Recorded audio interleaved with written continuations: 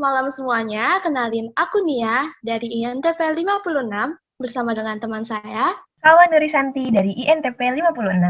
akan menemani malam kalian di podcast Duduk Dulu Yuk.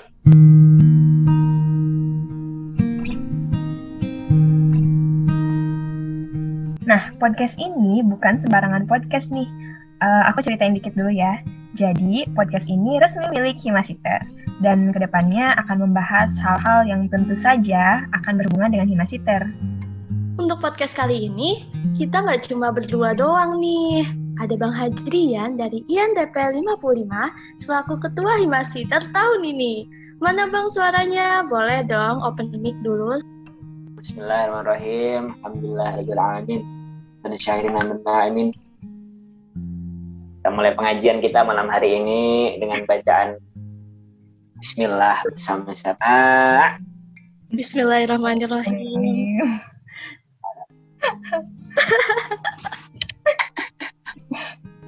Kita kan bakal bahas perkenalan Himasiter nih Bang. Jadi dimulai dari perkenalan diri dari Bang Hadrian. Nama, asal, moto hidup, status mungkin. Oke, selamat bertemu di podcast Himasiter untuk edisi pertama bersama dengan saya mungkin Hadrian Rizky Albardi, NIM D241862 yang alhamdulillah diamanahi menjadi ketua himpunan pada periode 2020-2021, membawa sebuah kabinet bernama Kabinet Satu Visi.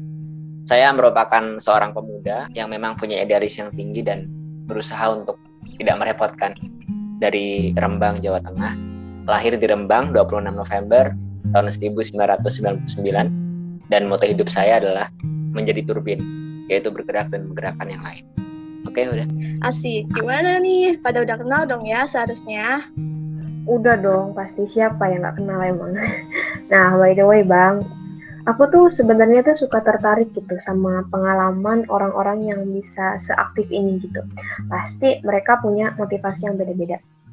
Nah, motivasi apa yang Abang punya sampai akhirnya Abang milih aktif organisasi sampai bisa jadi ketua kayak gini gitu? Boleh dong Bang ceritain dikit.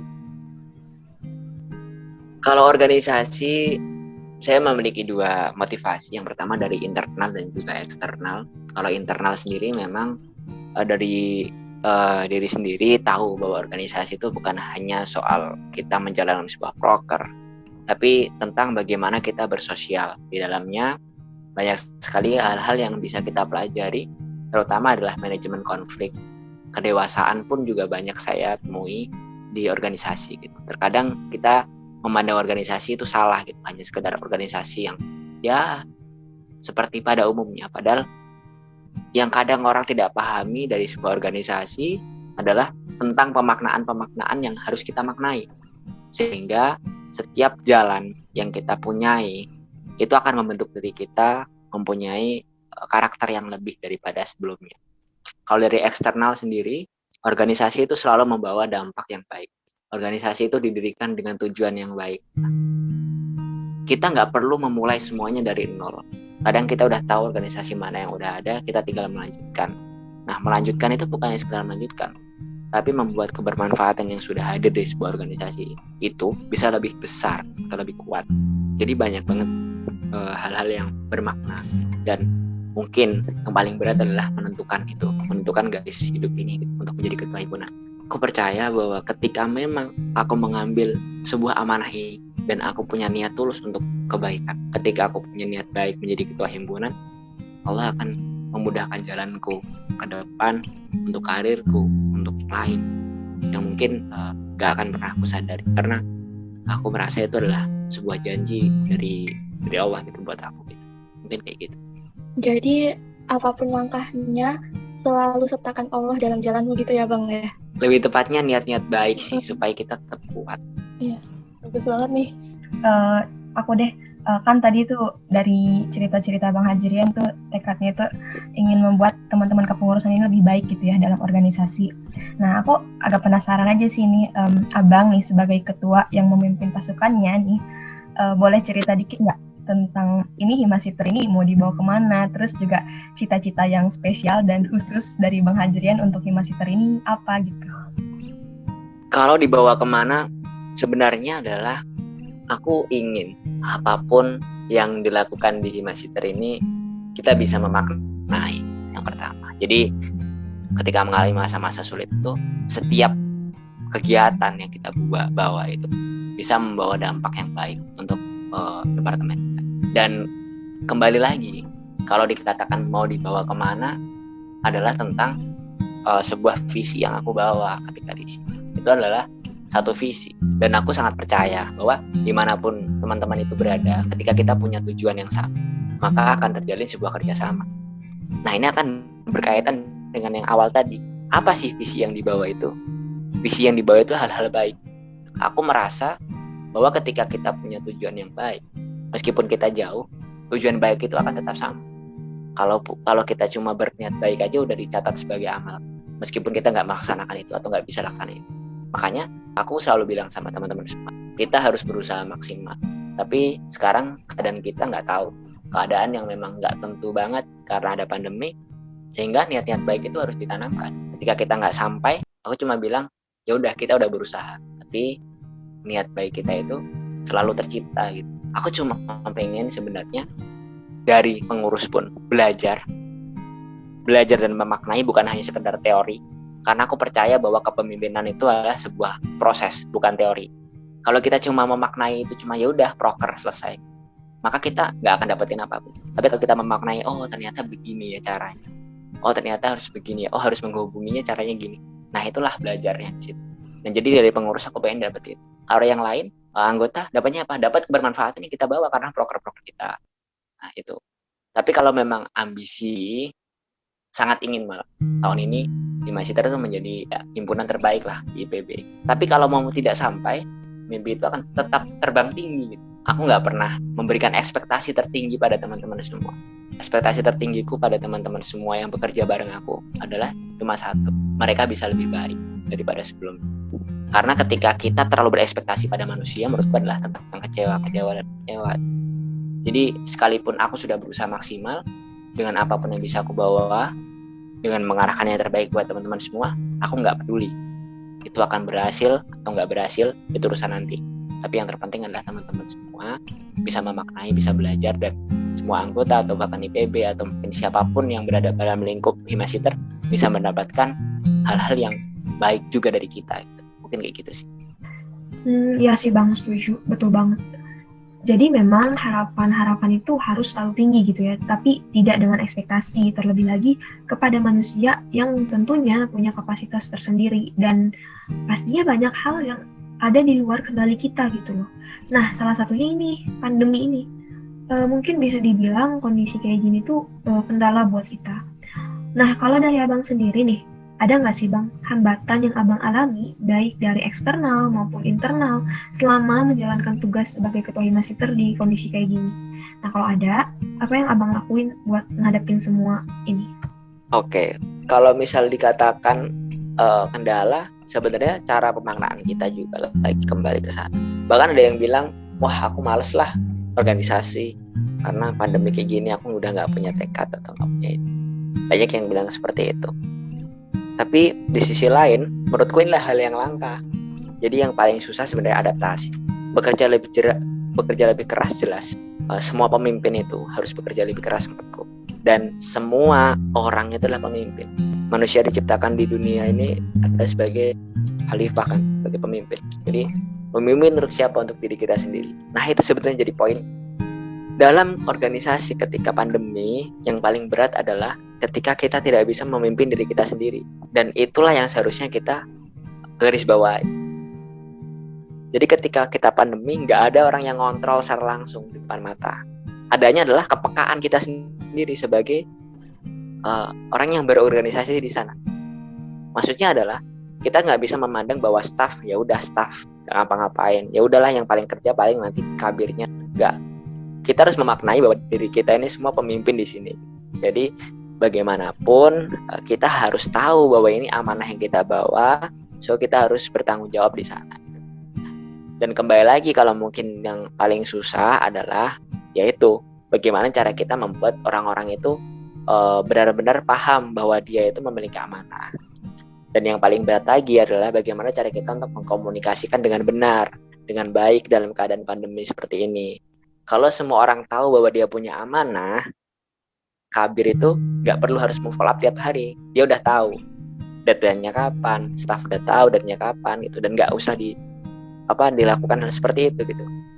Nah itu, jadi pemaknaan ini yang harusnya kita bawa gitu. Belajar lagi, kembali lagi, belajar lagi. Nah orang tuh kadang susah untuk lakuin itu gitu. Masuk nggak jawabannya?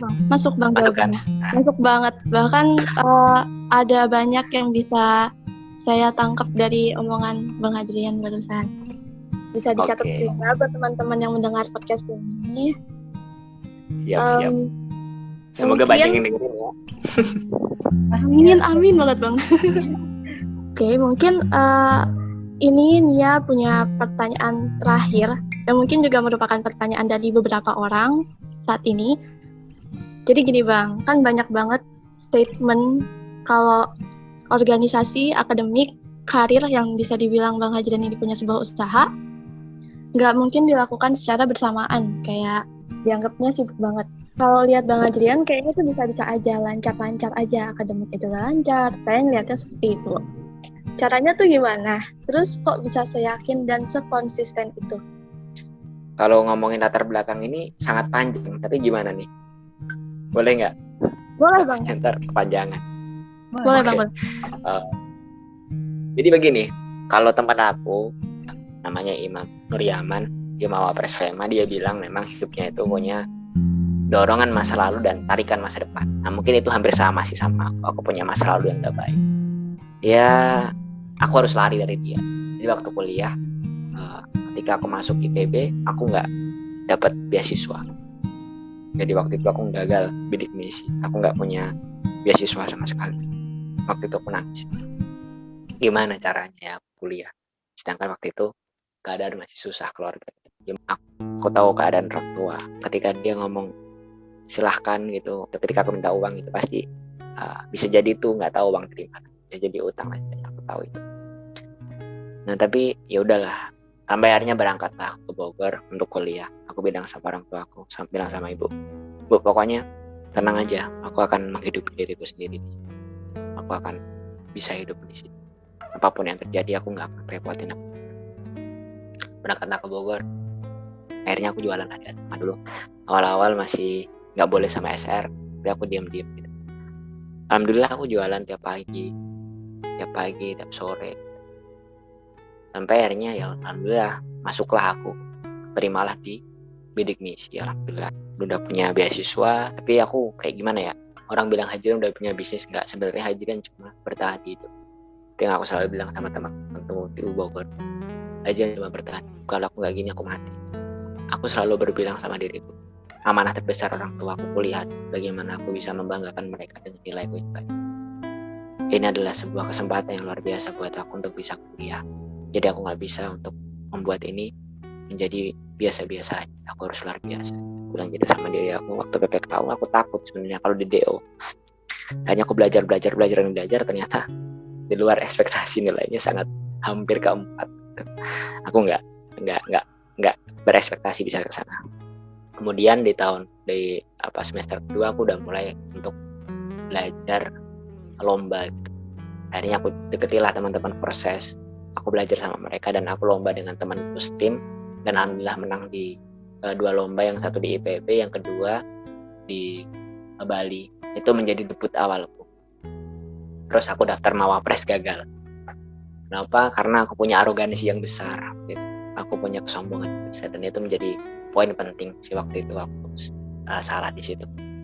Kemudian alhamdulillah berorganisasi itu menjadi poin penting juga sih buat aku, karena menurutku menjadi seorang organisator di situ juga banyak pemaknaan yang tadi aku udah jelasin. Terus gimana sih cara ngebalancingnya? Sebenarnya aku selalu bilang sama orang-orang, banyak yang tidak mungkin sebenarnya, tapi lebih banyak yang tidak mau. Gitu. Aku selalu bilang sama orang-orang kayak gitu. Tapi ini juga bukan sebuah ekspektasi. Gini, ketika kita memilih satu hal itu udah berat. Tapi kalau kita memilih 3 hal itu lebih berat lagi. Akhirnya apa yang terbuang? Yang terbuang adalah waktu santai-santai. Terbuang adalah waktu kita untuk senang. kadang aku merasa bahwa kenapa hidupku tersiksa seperti ini. Awalnya memang aku memilih 3 hal ini karena aku punya pandangan bahwa aku nggak suka opportunity cost, tahu kan? Ketika kita milih satu hal, maka kita akan mengorbankan yang lain. Aku nggak. Ternyata aku salah memaknai. Sekarang aku mulai memaknai bahwa ternyata selama ini aku tidak bisa untuk tidak memilih opportunity cost. Aku tetap kehilangan suatu hal. Kehilangan apa sih? Aku kehilangan masa-masa muda yang harusnya senang-senang. Aku kehilangan masa-masa muda yang seharusnya aku bisa pergi ke sana sini, jalan-jalan sebagainya. Aku kehilangan masa-masa muda yang dimana aku bisa have fun terus atau senang terus. Kadang tersiksa dengan ini kalau kamu tahu. Coba bayangkan dari bangun tidur sampai tidur lagi, bahkan tidur sampai malam. Aku tidak pernah berhenti untuk tidak melakukan apapun itu. Selalu ada yang harus dilakukan. Tapi kalau teman-teman tahu memang mentalnya sangat berat. Nah tapi baik lagi ke tujuannya. Aku cuma pengen belajar menjadi orang yang udah lulus kuliah itu lebih berat daripada sekarang. Ketika kita susah di organisasi itu nggak ada apa-apa. Kalau kita udah kerja nanti ketemu sama orang-orang. Pun aku juga pernah mengalami pengalaman kerja ya di semester 4 di sebuah kandang itu sangat berat sekali. Jadi menjadi poinnya adalah kenapa aku menjadi tiga-tiganya. Sebenarnya aku punya tujuan menjadi seorang organisatoris, maka aku akan belajar tentang leadership, pengontrolan diri, dan aku bisa memimpin orang-orang. Yang kedua, menjadi seorang prestatif itu nggak hanya sekedar IPK, tapi bagaimana kita punya critical thinking yang besar. Susah loh untuk bisa membuat sebuah karya yang berbeda gitu. Dan yang terakhir menjadi outputnya, menjadi seorang pebisnis. Aku ingin banget punya idealisme yang tinggi untuk jadi pebisnis, tapi nggak tahu jalan Allah nanti gimana. Jadi aku pengen menjadi seorang pebisnis untuk di Rembang, memajukan Rembang di desaku, bisa hidup dengan orang tua, itu menjadi poin penting juga, bisa merawat mereka, jadi birrul walidayni ihsana, untuk bisa berbakti dengan orang tua juga. Jadi ingin punya bisnis. Nah, poin yang A 1 sama 2 itu buat apa? Yaitu adalah untuk memperkuat bisnis itu. Karena kalau bisnis itu kita harus memiliki banyak skill gitu. Bukannya sekadar kita berjualan, tapi bagaimana kita bisa kontrol diri ketika jadi bos atau mungkin jadi pimpinan. Bagaimana cara kita untuk bisa membuat inovasi gitu. Jadi organisasi dan juga prestasi itu menjadi 2 paduan lengkap yang akan melengkapi paduan ketiga yaitu bisnis. Jadi aku belajar di dua-duanya untuk bisa menjadi lebih baik lagi di yang ketiga itu gitu. Dan akhirnya aku mulai memaknai. Sekali lagi apapun yang aku lakukan saat ini, aku akan terus memaknai, karena tanpa memaknai aku nggak bisa belajar apa-apa. Mungkin seperti itu. Panjang ya? Panjang sih Bang. Tapi dari cerita Bang Hadrian, Nia tuh jadi tahu. Jadi Nia kan pernah baca buku nih. Bukunya penciptanya tuh Mark Manson. Dia bilang di situ kalau hasrat untuk mengejar semakin banyak pengalaman positif sesungguhnya adalah sebuah pengalaman negatif, dan secara paradoksal penerimaan seseorang terhadap pengalaman negatif justru merupakan sebuah pengalaman positif, dan itu terbukti dari ceritanya Bang Hadrian barusan. Dia jadi keinget gitu loh Bang. Oke, iya emang sih. Bener banget. Oke, sebagai penutup, mungkin ada yang ingin disampaikan Bang, closing statement-nya. Closing statement-ku selalu sama dimanapun aku berbicara, dimanapun menjadi panggungku untuk menebar kebaikan juga. Aku ingin semoga banyak yang dengerin podcast ini dan bisa bermanfaat buat teman-teman semua. Sekali lagi, kesediaanku malam ini adalah bukan untuk menjadi sebuah roda yang bergerak sendiri untuk kehidupanku, bukan, tapi tentang bagaimana menjadi sebuah turbin yang bisa bergerak tapi juga menggerakkan. Dan closing statementku di sini adalah aku percaya bahwa banyak yang tidak mungkin tapi lebih banyak yang tidak. Gitu. Banyak yang tidak mungkin tapi lebih banyak yang tidak mau. Oke, makasih banyak buat Bang Hadrian sudah mau menghadiri podcast pertama di Master ini. Makasih banget Bang. Oke, sama-sama. Asik, keren-keren. Kayaknya cukup aja sampai sini dulu podcast pertama Himasiter kali ini. Terima kasih untuk telinga yang mendengar, kepala yang menerima, dan hati yang memahami. Saya Nia.